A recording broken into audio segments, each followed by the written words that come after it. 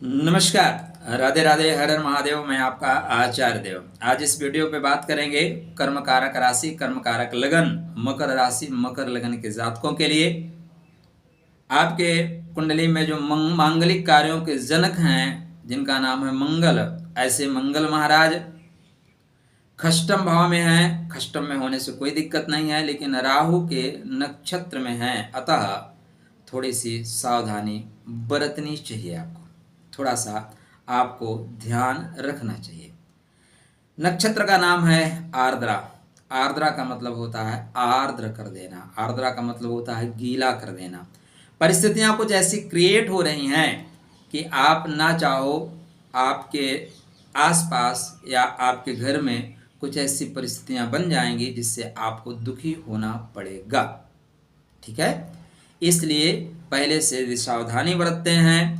हमें पता है कि रास्ते में कंटक हैं, रास्ते में कंकड़ पत्थर है, हम एक अच्छा जूता पहन के चलेंगे, कंकड़ पत्थर नहीं लगेंगे। हमें पता है वर्षा हो रही है, हम रेनकोट पहन लेंगे, हम छतरी लेके चलेंगे तो वर्षा होगी, लेकिन हमारे भीगने की संभावनाएं बहुत कम हो जाएंगी। तो मंगल महाराज का आर्द्रा में प्रवेश क्या देगा आपको फल, चर्चा आरंभ करें। उससे पहले विनम्र अनुरोध है कि मंगल जा रहे हैं आर्द्रा में, उसके पहले आप चैनल को सब्सक्राइब कर लीजिए, क्योंकि शुभ मुहूर्त यही है आपके लिए। राधे राधे। मंगल आपके लिए मांगलिक कार्यों के जनक हैं। मंगल आपके भूमि, भवन, वाहन, साथ में जो सरकार से पैसा मिल सकता है, पिता से पैसा मिल सकता है, संसार में समस्त कामनाओं के कारक मंगल है। और ये खष्टम भाव में जा रहे हैं, अतः पहले लाइन में कृपया अपने स्वास्थ्य का विशेष ध्यान रखें। जो धड़क रहा है ना, इसकी धड़कनों पे नजर रखिए, क्योंकि आर्द्रा धड़कनों को बंद करने की बात करता है। अतः यहाँ पे आपको हृदय संबंधी थोड़ा सा कष्ट हो सकता है, हृदय की धड़कनें बढ़ सकती हैं। आपके माता से संबंधित आपको कष्ट मिल सकता है। माँ के लिए या घर में किसी सदस्य के लिए आपको पैसे मेडिकल पे खर्च करने पड़ेंगे, कुछ न कुछ परेशानी आएंगी। अब अगर आपके बर्थ चार्ट में महादशा अच्छी चल रही है तो सिर्फ आप जाएंगे, चेकअप करा के वापस आ जाएंगे, कोई परेशानी नहीं है। अगर आपकी महादशा खराब चल रही है तो आप चेकअप कराने जाएंगे, कोई और रोग निकल आएगा, फंस जाएंगे।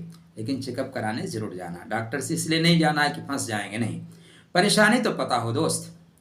यहाँ पे 3 बातों का आपको रखना होगा ख्याल, क्योंकि यह नक्षत्र प्रलंकारी भगवान शिव के रुद्र स्वरूप का है। अतः यह नक्षत्र बहुत सी चीजों को ठीक करेगा। भगवान शिव से बड़ा डॉक्टर इस जगत में कोई आज तक उत्पन्न नहीं हुआ, ना तो भविष्य में होगा। ठीक, ये आर्द्रा जो है भीषण गर्मी के बाद हवा, एक ठंडी शीतल हवा का झोंका जैसा है।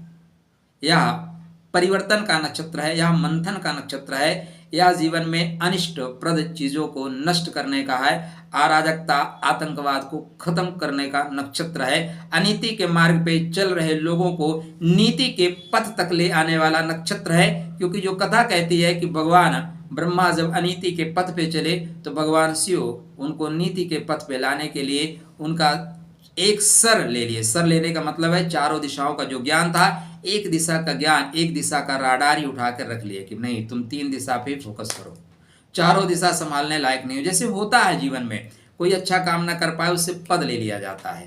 तो यहाँ पे सिर काट लेने का मतलब उस क्षेत्र का अधिकार छीन लिया गया। यहीं पे कथा ये भी है कि आदिशक्ति जगदम्बा भगवान शिव के मना करने पे पिता के घर में जाती हैं, और जो पति का अपमान होते देखती हैं तो अपने आप को अग्नि में समर्पित कर देती हैं। भगवान शिव को जब ये पता चलता है तो अपनी जटा उठा के पृथ्वी पे पटकते हैं, उससे 2 लोग पैदा होते हैं। एक का नाम है वीरभद्र और उनके साथ भद्रकाली। भद्रकाली मतलब अच्छी वाली काली, सुंदर अच्छे कर्म करने वाली काली। और जो वीरभद्र है वो परेशानियों को खत्म करने वाले हैं। और वीरभद्र क्या करते हैं, जाते हैं दक्ष के यज्ञ का विध्वंस कर देते हैं, उनका सर ही काट के अलग कर देते हैं, उनके अहंकार को खत्म कर देते हैं। तो यह नक्षत्र अहंकार को खत्म करने वाला है। भगवान शिव की कृपा में रहिएगा, चीजें ठीक होंगी। किंतु 6वां घर है, 6वें घर में मंगल जो सेनापति है, जो भूमि पुत्र है, उसको राहु के चक्रव्यूह में फंसना होगा, राहु के कुचक्र का सामना करना होगा। देखो, मंगल आमने सामने लड़ सकता है, लेकिन पीठ पीछे मंगल नहीं लड़ पाता, क्योंकि उसको पता है पीठ पीछे वार नहीं किया जाएगा, लेकिन यहाँ पे वार पीठ पीछे होगा। तो आप कोई प्रॉपर्टी लिखा रहे हो, कभी जमीन बेच रहे हो, कोई ले रहे हो, तो यह पूरा पैसा पहले ले लो फिर लिखो। जो पैसा नहीं लोगे बाद में वो नहीं मिलेगा। प्रॉपर्टी लिखा रहे हो, कृपया 3 बार चेक कर लीजिए, कहीं ऐसा ना हो कि वो प्रॉपर्टी किसी और के नाम पहले लिखी हो और आपके नाम बेच दी जाए। आपके जो लाभ के साधन है वो आर्द्रा में जा रहे हैं, तो पैसा जो आपको लेना है वो इसी टाइम ले लीजिए, बाद में नहीं मिलेगा। इस टाइम नहीं लोगे तो बाद में कोई ना कोई ऐसी परेशानी आ जाएगी कि आप मांग भी नहीं पाओगे। तो आपके लाभ के मार्ग में अवरोध आ रहा है, आपके सुख के मार्ग में अवरोध आ रहा है, माता की सेहत में अवरोध आ रहा है, और शनि चूंकि आपके वक्री हैं तो आपके अपने हृदय का भी ध्यान रखना चाहिए। ठीक है, घर में सब कुछ शांतिपूर्ण ढंग से चले, इसके लिए भगवान शिव की आराधना आपको अवश्य करनी चाहिए। मंगल छठवें घर में शत्रुओं को नष्ट कर देते हैं, शास्त्रकार ये कहते हैं, लेकिन यहाँ पे आर्द्रा में है, कभी मारे वीर कभी भागे वीर, सदैव याद रखिएगा। कभी कभी ना लड़ना या युद्ध से पलायन कर जाना भी विजय का प्रतीक होता है। भगवान कृष्ण को एक नाम उनका रणछोड़ है, उनको पता है कि कब रण छोड़ना है और कब रण में डटे रहना है। तो परिस्थितियों के अनुसार निर्णय लीजिएगा। सुफल प्राप्त करने के लिए भगवान शिव के मंत्रों का जाप करना, ओम नमः शिवाय, हर हर महादेव या हनुमान चालीसा का पाठ करना, आदि शक्ति जगदम्बा की आराधना करना आपके लिए श्रेष्ठ परिणाम देगा। क्यों? क्योंकि जो भद्रकाली है, क्या भद्रकाली है, ये दुर्गा जी से संबंधित है, वीरभद्र की अर्धांगिनी। दूसरा, राहु सिंह का पुत्र है और सिंह का पार्वती को अपनी बड़ी बहन मानती है, तो भाई मौसी के शरण में चले जाओगे तो कौन परेशान करेगा। इसलिए आदि शक्ति जगदम्बा के मंत्रों का जाप करना, तत्काल निर्णय न लेना, आराम से निर्णय लेना, हरे कलर के कपड़ों का ज्यादा उपयोग करना, राहु की चीजों का दान करके चलना श्रेष्ठ परिणाम देगा।